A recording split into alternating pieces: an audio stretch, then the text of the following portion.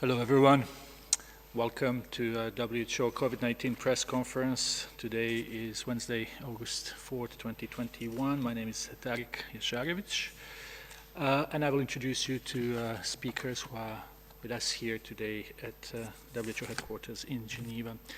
With us is Dr. Tedros, WHO Director General, Dr. Maria Van Kerkhove, Technical Lead on COVID-19, Dr. Mariangela Simao, Assistant Director General, Access to Medicines and Health Products, Dr. Bruce Aylward, Senior Advisor to the Director General and the Lead on ACT Accelerator, Dr. Kate O'Brien, Director Immunization, Vaccines and Biological, Dr. Mike Ryan, who is Executive Director of WHO Emergency Program, will join online at some point during this briefing. As always, we have a simultaneous translation into 6 UN languages, Portuguese and Hindi, and journalists may use those languages to ask their questions.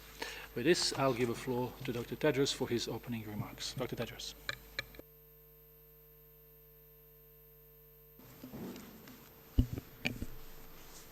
Thank you, Tariq. Good morning, good afternoon, and good evening.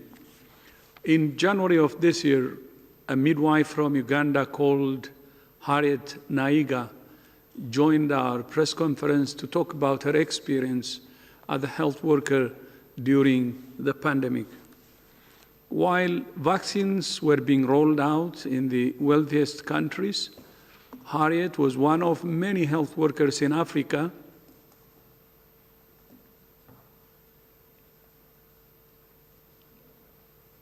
and around the world who was still waiting for her turn to be vaccinated. At the time, Uganda, like much of Africa, had relatively few cases of COVID-19.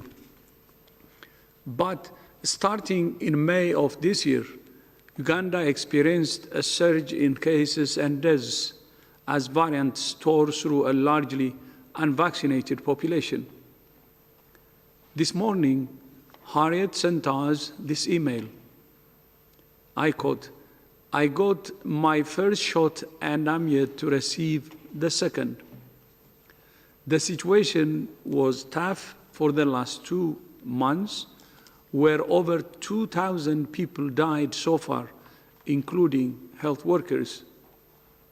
We hope that the vaccines will be able to reach different parts of the country and hope that people will be responsible enough and go for vaccination." She says, "Otherwise, COVID is spreading, though people are now moving to work in order to earn a living, since the majority depend on hand to mouth." End of quote. This is the reality for hundreds of millions of people around the world. They cannot afford to stay at home. They work to eat. These populations need vaccines urgently, especially health workers, older people, and other vulnerable groups. And yet, even while hundreds of millions of people are still waiting for their first dose, some rich countries are moving towards booster doses. So far, more than 4 billion vaccine doses have been administered globally. More than 80% have gone to high and upper middle income countries, even though they account for less than half of the world's population. I understand the concern of all governments to protect their people from the Delta variant. But we cannot and we should not accept countries that have already used most of the global supply of vaccines, using even more of it, while the world's most vulnerable people remain unprotected. In late May, I called for global support for a sprint to September to enable countries to vaccinate at least 10% of its population by the end of September. We're now more than halfway to that target date, but we're not on track. When I issued that challenge in May, high-income countries had administered around 50 doses for every 100 people. Since then, that number has doubled. High-income countries have now administered almost 100 doses for every 100 people. Meanwhile, low-income countries have only been able to administer 1.5 doses for every 100 people due to lack of supply. We need an urgent reversal from the majority of vaccines going to high-income countries to the majority going to low-income countries. Accordingly, WHO is calling for a moratorium on boosters until at least the end of September to enable at least 10% of the population of every country to be vaccinated. To make that happen, we need everyone's cooperation, especially the handful of countries and companies that control the global supply of vaccines. The G20 has a vital leadership role to play, as the countries that are the biggest producers, the biggest consumers, and the biggest donors of COVID-19 vaccines. It's no understatement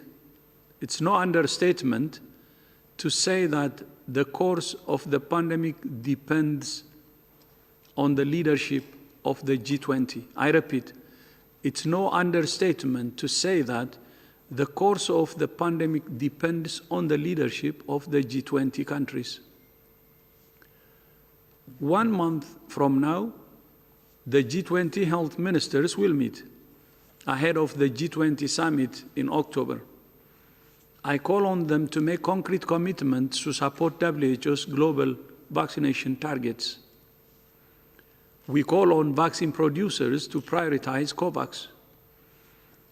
And we call on everyone with influence, Olympic athletes, investors, business leaders, faith leaders, and every individual in their own family and community to support our call for a moratorium on booster shots until at least the end of September.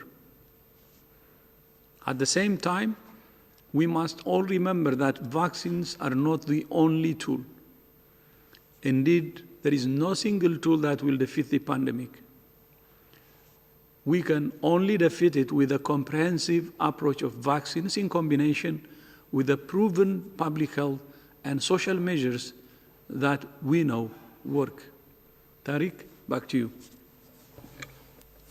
Thank you, Dr. Tedros. Journalists who would like to ask a question, please click the icon raise hand so we know that you have something to ask. We will start with Jérémy Lange from Radio France Internationale.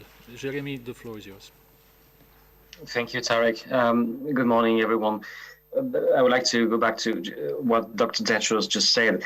The call on a moratorium on boosters until September. We know that some countries, Germany, Israel, for instance, already said that they're going to go for a third dose. So the question is, do you consider that those countries who will administer a third dose, a booster dose, do you consider that those countries are failing their duties?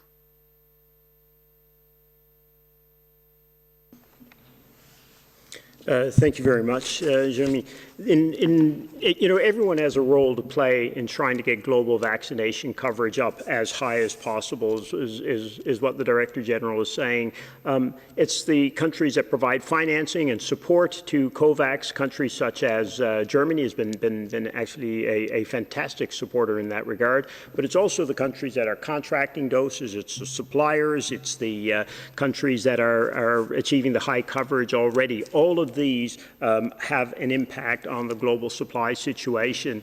And what the Director General is calling for is trying to right the extraordinary and increasing inequity that we have in the distribution of vaccines. If we look at Africa as a continent, for example, we're at less than 5% coverage in terms of 2 doses of vaccination. We're down around less than 2% coverage, actually. And this contrasts with the numbers in North America, in Europe, and other areas where we're getting upwards of 50% coverage now, which means in some of the most vulnerable areas of the world with the weakest health systems, the healthcare workers are working without protection, as we heard the story about Harriet this morning or just now from the Director General. The older populations remain at high risk. So what we're calling for is, for at least the next 2 months, is a complete, global solidarity around the goal of catching up the rest of the world to, in terms of its immunization coverage. So the moratorium is all about,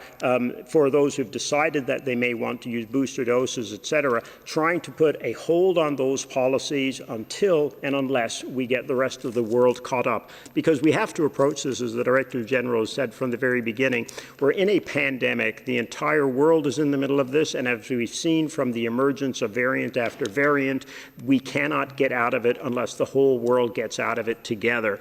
And with the huge disparity in vaccination coverage, we're simply not going to be able to achieve that. And if we continue to put strain on vaccines by now going into 3rd, 4th doses or whatever in areas that already have high coverage, we just will not be able to catch up. So really it's a call again for that global solidarity to achieve the coverage we need to have the biggest possible public health impact and get the world out of this crisis as rapidly as possible.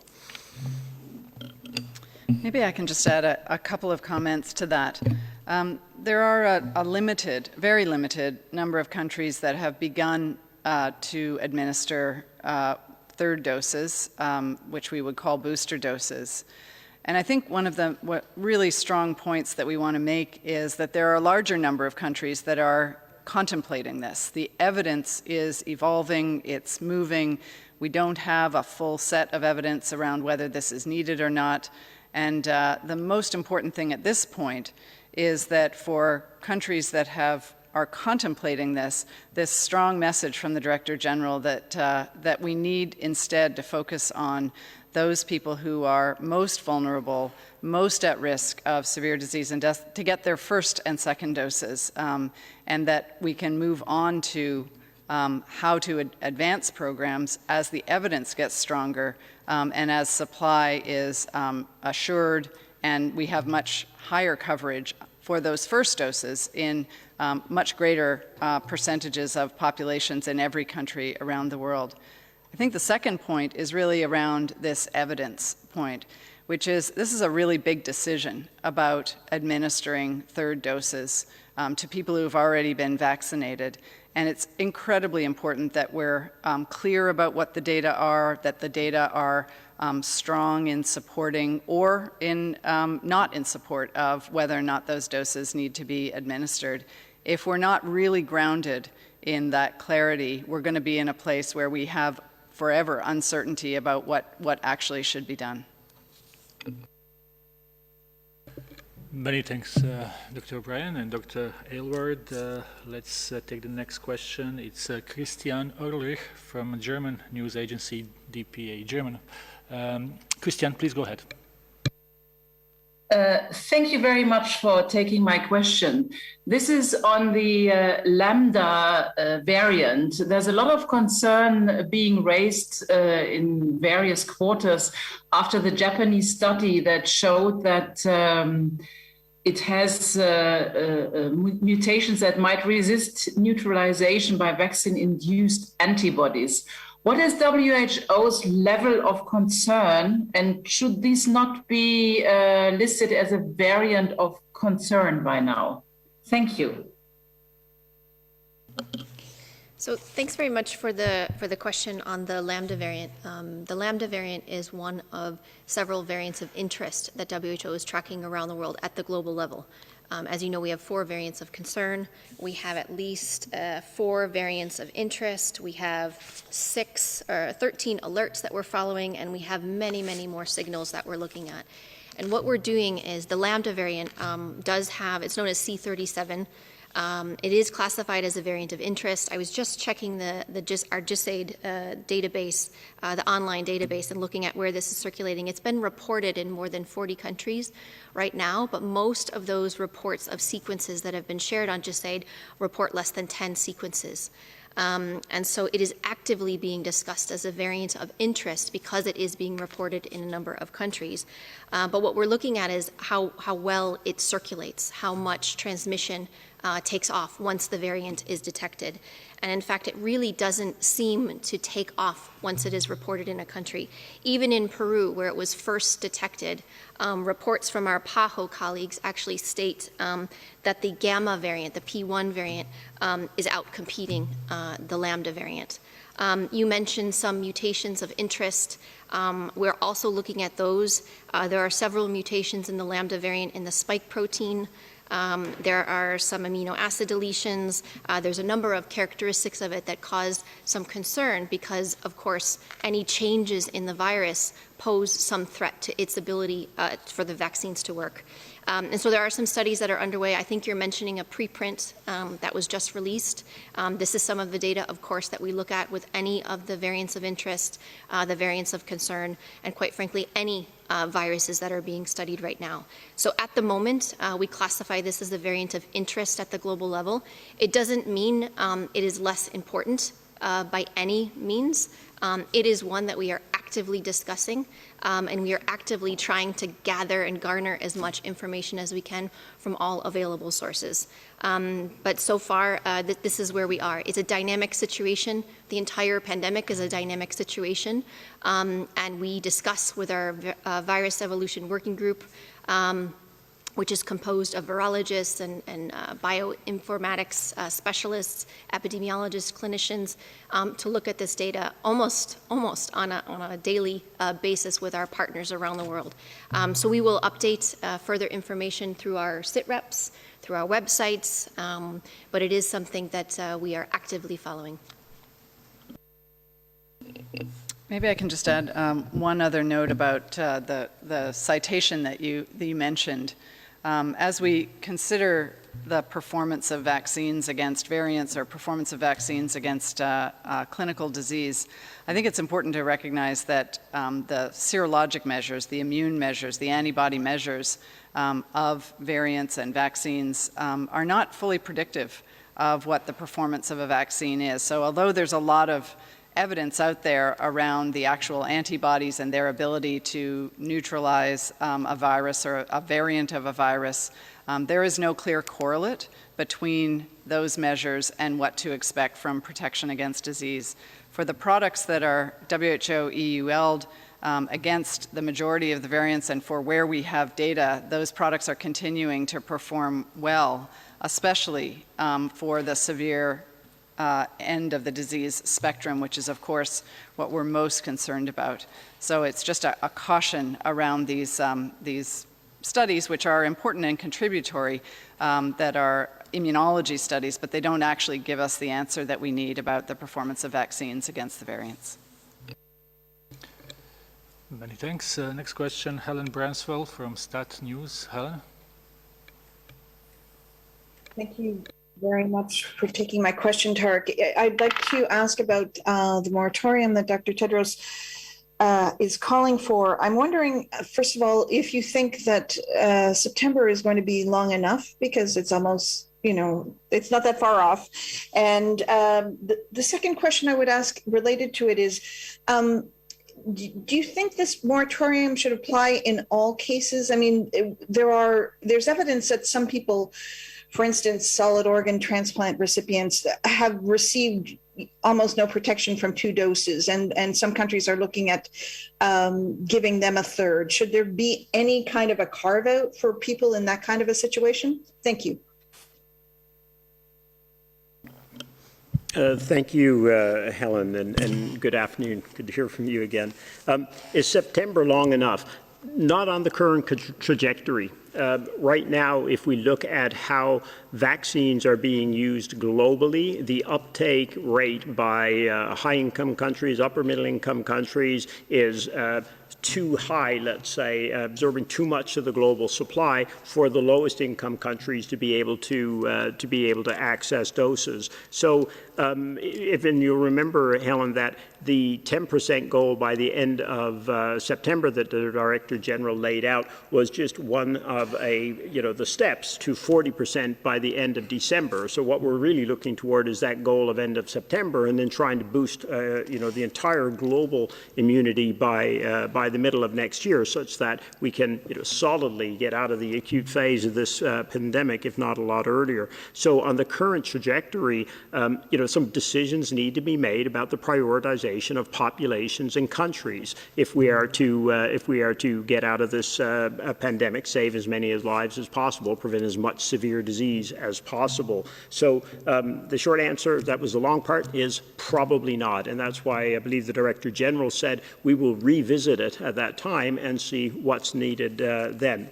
Now, on the issue of certain populations, such as solid organ transplants, what we're really looking at there, Helen, when they're given a third dose, is that's still part of what we'd call their primary series. So for certain populations, we're getting additional information that primary series, with one dose or two doses, you may not see that same reaction, so they're extending it with an extra. So again, I don't think we should mix up the big picture here, what we're trying to do, which is get the global population vaccinated, the older populations, the healthcare workers, with some of those exceptional situations where obviously one would need to be doing everything possible to make that kind of a highly vulnerable population protected from the disease. So, obviously there may be certain situations, but, the big picture here is, as a policy, not to be moving forward with boosters until we get the whole world at a point where the older populations, people with comorbidities, people who are working, at the front lines, are all protected to the degree possible with vaccines.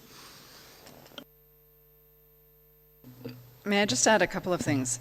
I think the issue, as Bruce described, that there's increasing evidence that there are some populations, subgroups, small subgroups, who don't respond to the vaccine as well as the general population does. This is not a new phenomenon for a COVID vaccine. For all the vaccines, and I think we've been communicating this, that vaccines don't work 100% of the time in 100% of people, which is why it's so important that as vaccines are rolling out and population coverage with vaccines is increasing, that maintaining the interventions that we have that we do know work, masking, hand washing, distancing, all of the things that we've been communicating, those non-pharmaceutical interventions, continue to be really important, because we absolutely don't want transmission of the virus to increase at a time when vaccines are rolling out and you see escalation of cases and deaths. There are lots of reasons for that, not the least of which is when that happens at a time when vaccines are increasing, the public doesn't understand always that an increase in cases is not because of a failure of vaccines. It's because there are a release of the other interventions that are what is really maintaining the reduction in transmission. So there's, the evidence that is growing around, for certain products, for certain small subgroups, perhaps the need for a third dose of vaccine to achieve the primary protection is really, as Bruce said, we don't want that to be confused with the policy or the evidence to determine a policy on a sort of broader issue of whether booster doses should be given.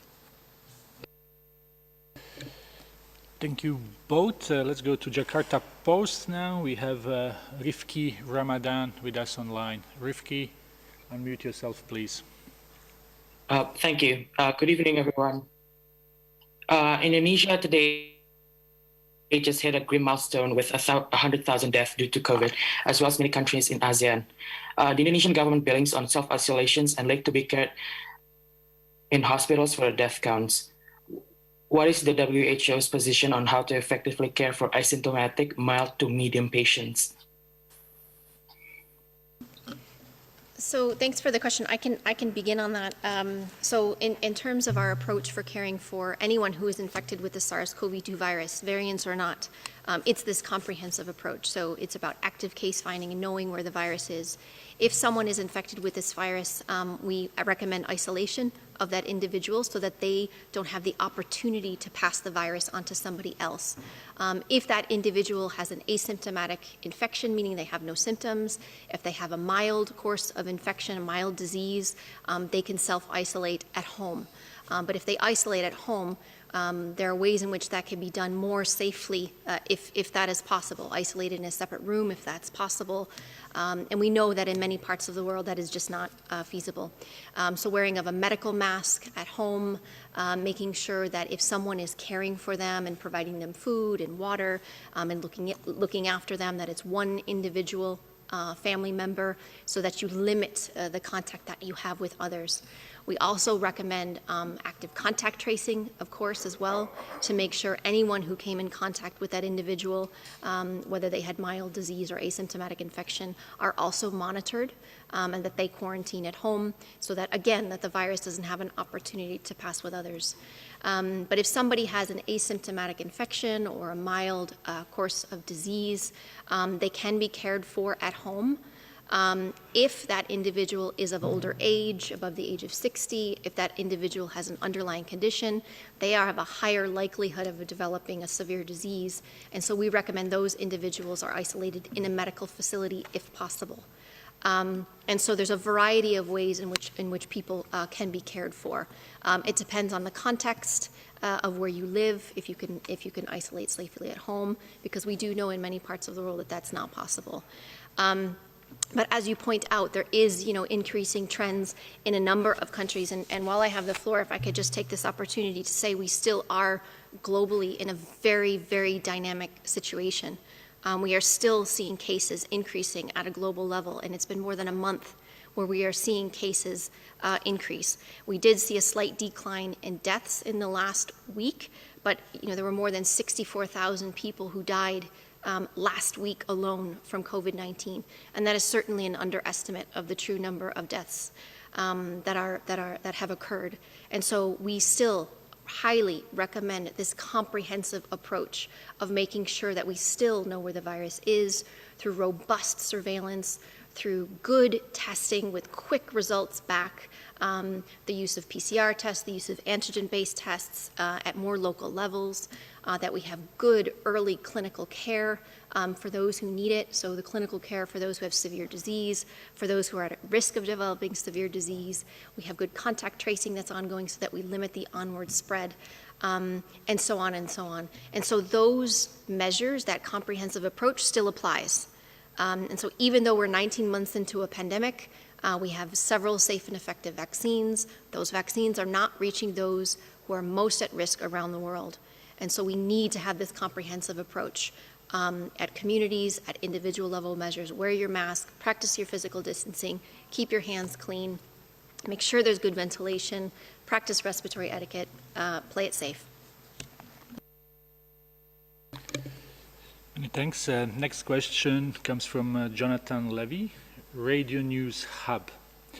Jonathan, welcome, and unmute yourself. Thank you very much.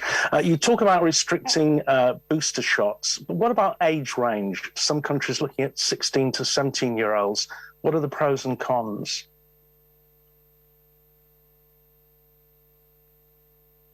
Yeah, thanks, Jonathan. A super important point. When it comes to age ranges, we come back to the original advice, and Kate may want to speak to this, because our scientific advisory group of experts, which is a group of experts from around the world that helps bring together global knowledge and policy and form global recommendations in this regard, they've really emphasized the need to prioritize populations in the right order if we're to ensure that these vaccines are going to have the greatest possible impact. And we often talk about that at a national level, but what you're hearing from the Director General today is the need for us to really get serious about thinking about this at a global level, which means Get the healthcare workers protected first. Get the population over 65 or your older population over 60 protected. And then move to those with the comorbid conditions that we've talked about frequently, diabetes, others that put you at high risk of severe consequences. And then move down the age range. But again, down to some go to over 50s, et cetera. But once again, we're in a situation now where many countries are beginning to move into very young populations that are at very low risk of severe disease or hospitalization, while healthcare workers who are dealing with infected people on a day-to-day basis in front of a roaring surges of Delta virus in many parts of the world are going into that completely unprotected in terms of vaccination. Similarly, older populations in such countries unprotected. So, Jonathan, again, the Director General's position, our position would be we have to really get serious and take a global view on this. If we get every remaining country now to at least 10% coverage by the end of September, we will have gone a long way toward protecting healthcare workers and protecting older populations in most countries. But that's just the beginning. It's only by the end of this year, if we get to 40% coverage in all countries, that we will be getting down into the over 50s, the people with comorbid conditions, et cetera. So our preference and our strong recommendation from a global public health perspective is we prioritize those populations before we start going into the younger populations, teenagers, et cetera. Yes, they're at risk of COVID, very definitely, but less severe disease and hospitalization. And in the face of scarce products, really we need to look at this from a global perspective and try and protect those at highest risk. That will be our goal through September, through the end of the year. And thank you, Jonathan, for highlighting it. It's so important that we prioritize the right populations in the right order. That's the reason, sorry, just last point on this, Jonathan, the Director General said 10% by then, 40% by then in each country. So we're not saying some countries get way up there first and then we get to the other countries. That doesn't work when you're trying to get out of a pandemic in terms of the health consequences, the financial consequences, the social consequences. You've got to do it together. Just to add to the issue about the adolescents, there's a clear recommendation that for adolescents who have underlying medical conditions that put them at high risk of serious COVID disease, that they should absolutely be included in that group that is determined as being high risk. We only have a couple of products that really go down into the adolescent age group from an authorization perspective. And really the focus has to be that for, we're really focusing in the entirety of the policies to prevent serious disease, hospitalizations, and death, because that's what's really driving the pressure on the healthcare system and all of the overflow from that in terms of the impact on our economies and on our societies and our families and everything that has happened over these past, going on now towards 2 years. So the real issue here is, do adolescents as a group, as a general group, really contribute a lot to that severe end of the disease spectrum, and luckily the answer for them is not really. They don't tend to have serious consequences of disease, and that's really the focus for assuring, as the highest priority, is to get vaccines to all people who have that highest risk, substantial risk of serious disease. And I also want to emphasize the importance that of schools and schools remaining open, and no requirement for teenagers or for kids to have to be vaccinated in order to attend school. That should not be a barrier for them to attend school, because really it's about the protection of the adults around them who are the ones who really have more risk of disease. So eventually, expanding vaccination to all who need vaccination is the ultimate goal, but we're in a state still where we have to focus on what the highest priorities are before moving our way down to other groups who would who would have benefit but are not the highest priority groups. Thank you very much, Dr. Aylward, Dr. Bryan. We are also joined by Dr. Mike Ryan, who may also answer some questions if needed. Next question is from Shoko Koyama from Japanese broadcaster NHK. Shoko, please go ahead. Hello, thank you for taking my question. My question is about the herd immunity. During the Q&A session in January, Dr. O'Brien mentioned for COVID-19, WHO still doesn't know what the fraction of the population needs to be vaccinated in order to achieve the herd immunity, but they think it would be something around 70% or more. 7 months after, with the Delta variant becoming more and more dominant, do you still consider 7% would be sufficient to achieve herd immunity, or do we need a much higher percentage? Thank you. So the question of herd immunity is really this question of, are people who are non-immune, who don't have vaccination or who don't have immunity from natural infection, do they have protection from disease simply because they're living in and amongst people who themselves are immune? And so there's no one number. It's not a yes there is or no there isn't. It's the degree to which there might be some protection for non-immune people. And that is totally dependent on how transmissible a virus is. We have a lot of information about a lot of different viruses, and I'll use measles as the example, which is a highly transmissible virus. And in order to protect those people who aren't immune, we need about 95% of other people in the population to be immune.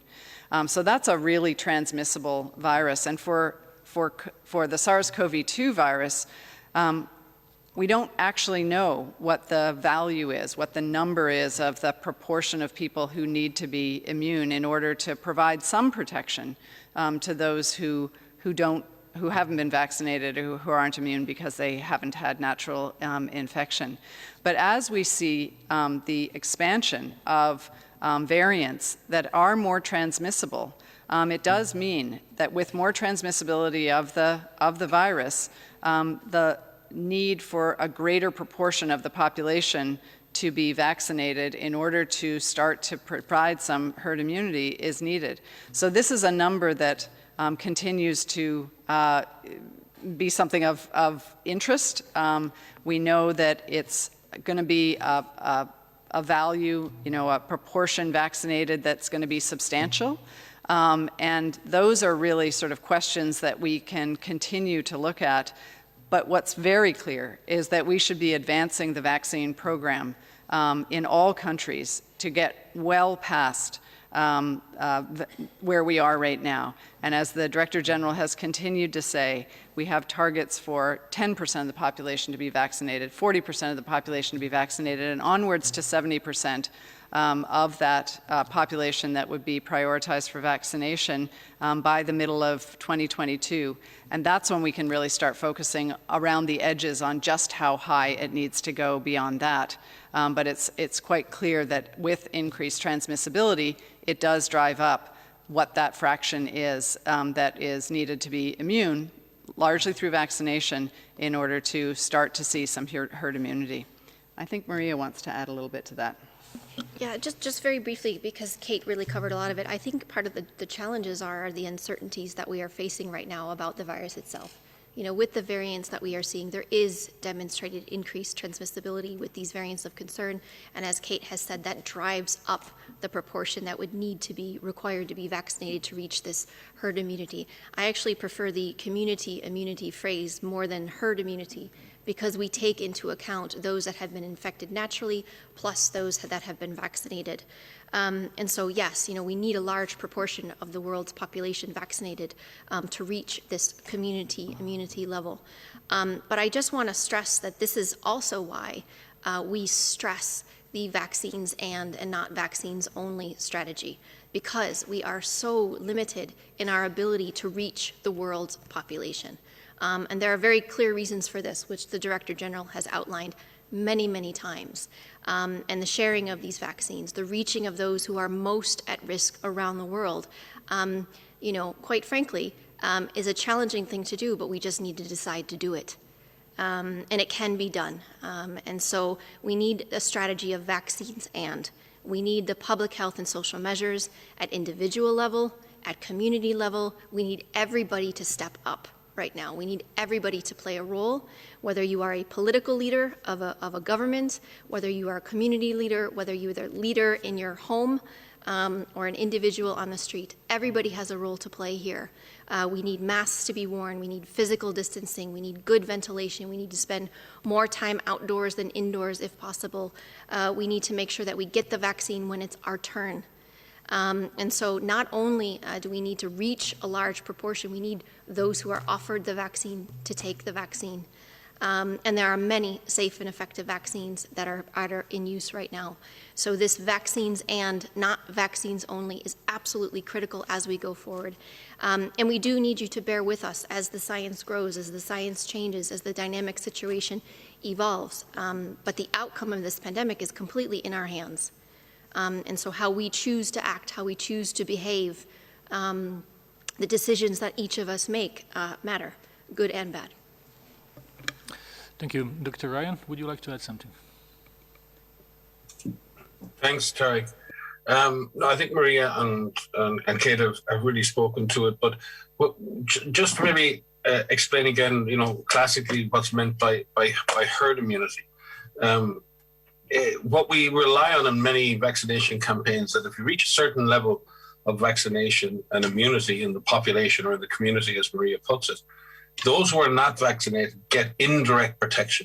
In other words, the people who are susceptible, who are not vaccinated, are hidden amongst people who are vaccinated. So in effect, vaccinated people form a barrier around unvaccinated people. Therefore, you don't need, in all cases, to get to 100% vaccine coverage, like Kate was stating. It's a very high number in measles. You have to vaccinate almost everybody in measles in order for those who are unvaccinated to be protected by the others. For other diseases, that value is much lower. We don't know where that value lies in COVID, with SARS-CoV-2. It depends on how transmissible the virus is, as Kate outlined. And we're seeing more transmissible variants arising. So that factor is dynamic. It also depends on the vaccine efficacy, the efficacy of the vaccine in an individual. And we know that varies by person, and it can vary by the type of vaccine used. We also know that the length of protection, how long the community stays protected by a given vaccine, will also have an impact on the overall protection within the community. And again, we don't have long-term data on the overall length of protection, and hence the discussion on boosters and many other things. So in that sense, that number is not known. What we do know is with increasing transmission, with increasing transmissibility of variants, the likely number of proportion of the community that will need to be vaccinated in order to protect those who can't or won't be vaccinated is going to be very much higher, maybe, than what we suspected originally. This virus is proving to be a worthy adversary in that regard. Many thanks, Dr. Ryan. Let's now go to Isabel Sacco from EFE, Spanish News Agency. Isabel.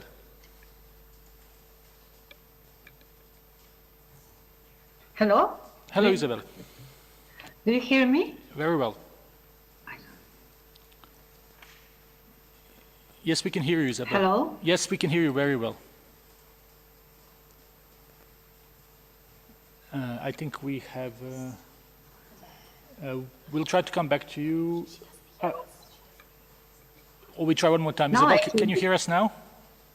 Yes. Do Okay, you hear please me go now? ahead. No. Isabel? Yes, now, sorry, because I didn't hear you, so thank you. I would like to have your comments on the decision of Pfizer and Moderna to increase the prices of their vaccines in Europe. And I would like also to know, in relation to this, if there is still being talks with these companies to supply vaccines for COVAX facility. Thank you. Hi, Isabel. So first on the issue of are there talks ongoing with Pfizer and Moderna to supply COVAX? Yes, absolutely. As you will have heard over the last few weeks, in fact, there have been some important announcements about an additional 500 million doses of Pfizer vaccine will be going through the COVAX facility as a result of a deal between COVAX, Pfizer, and the United States government, which has been a hugely important development for countries with the lowest coverage right now, the AMC countries. There's also a deal in place with Moderna that will be supplying vaccine coming into the fourth quarter through procurement by COVAX, and we've already had donations, again, through the U.S. government of Moderna vaccine to COVAX. So both products very much part of the overall diversification, let's say, of the COVAX portfolio and the armamentarium that we have. On the issue of pricing of vaccines and the specifics of what any one country is paying or another, we wouldn't be in a position to comment on that, Isabel. What we would say, of course, though, is that it is essential in this time that we look at trying to get vaccines to the people that need them at the best possible prices to get out of this pandemic. And any changes to those prices would really need to be justified in terms of costs being borne to produce them at this point, because really the goal right now is to get as many people vaccinated as rapidly as possible so we can save lives, reduce the number of people who are getting sick, take pressure off the healthcare systems, and get back to a much more normal functioning of society and obviously of our economies as well. So anything that might prove to be a barrier to that in terms of supply of vaccines, pricing of vaccines, et cetera, we would certainly want to those factors to be going in the right direction to optimize supply. Just complementing what my colleague Bruce was saying, it's very important that we have a policy, that companies state policies of affordable prices. And what we see is it's maybe 1 year on these vaccines being developed and manufactured. We see this both manufactured Pfizer and Moderna. By the end of last year, they were with vaccines in the market. Both of them have increased their manufacturing capacities. They have diversified their manufacturing plants. And we understand also that they have increased efficiency in the production lines. So this would, in a normal market situation, lead to a decreased price, not increase in price. So what we have is clearly a market where the demand is very high in comparison with the production, and WHO urges companies to keep prices down and affordable prices, even if you're talking about countries that can't afford. There are many countries around the world that cannot afford any higher price right now. So I think it's urgent that we think about this in terms of affordable pricing in times where there is an increased manufacturing from those two mRNA producers, and we also hear that there is a more efficient production lines as well. Thank you. Thank you, Dr. Simao and Dr. Aylward. We will go to the last question for today, and that's Agence France Presse. Robin Millar is with us. Robin. Thank you. With the numbers of recorded new cases still increasing and set to go past 200 million very soon, how concerned are you about the numbers of people that may be suffering from long COVID? And is this something that member states should be placing more attention on? Thank you. Thanks very much for this really important question. The answer is absolutely. This post-COVID syndrome or long COVID is something that WHO is deeply concerned about. We have been working with patient groups, with clinicians, some clinicians who are patients suffering from long COVID, on looking at making sure that we have recognition of this, because this is real. Individuals who pass the acute phase of infection, the acute disease, and recover from that, many are suffering from long-term effects. We don't know for how long these effects last, and in fact, we're even working on a case definition to better understand and describe what this post-COVID syndrome is. It can last 3 months, it can last 6 months. The head of our clinical management team, Dr. Janet Diaz, and colleagues around the organization are looking at brain health, mental health, looking at different organs in terms of how this virus is affecting people in the long term. And we are working to make sure that we have recognition of this, that we have better rehab for individuals who have been infected with the SARS-CoV-2 virus, who have suffered from COVID-19, who have survived it, but are dealing with longer-term effects, and that we have good research so that we really understand what post-COVID syndrome is and how it can be better managed. We advise anyone who is suffering from the long-term effects following infection to seek help and to make sure that the help that they seek is of a multidisciplinary nature. Because it affects so many different organs of the body. And we do ask that member states take this seriously, and member states are. But we want to ensure that the research that is taking place is not just happening in high-income countries, that it is happening in countries all over the world, so that we really study this properly and that we have good recognition, rehab, and research.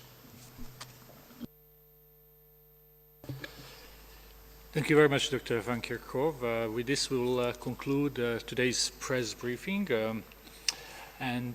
Before I give the floor to Dr. Tedros for his closing remarks, just to remind you that transcript will be available tomorrow and that audio file will be sent to you immediately after this press conference.